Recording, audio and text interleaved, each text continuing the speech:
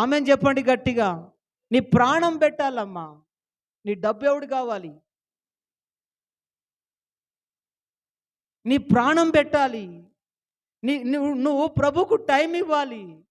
ఇప్పుడు ఈ స్త్రీ ఉంది, ఈమె రక్తస్రావంతో బాధపడు తన ఆస్తి తన ఆరోగ్యం కొరకు ఖర్చు పెట్టుకుంది.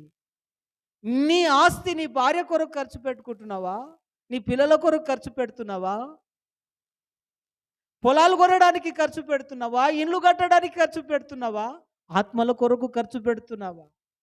పౌలు అంటున్నాడు, నాకు కలిగిన యావత్తు యావత్తు ఆత్మల కోసం వ్యయపరుస్తానయ్యా. లాస్ట్కు నన్నును నేను ఏం చేస్తాను? వ్యయపరుచుకుంటున్నాను. ఆదివారం వస్తే ఆదివారం వస్తున్నావయ్యా. ఏదో 10 రూపాయలు ఇచ్చి, ఏదో 100 రూపాయలు ఇచ్చి దులుపుకొని వెళ్ళిపోతున్నావయ్యా. నువ్వు ఎప్పుడు వ్యయమైపోతావు?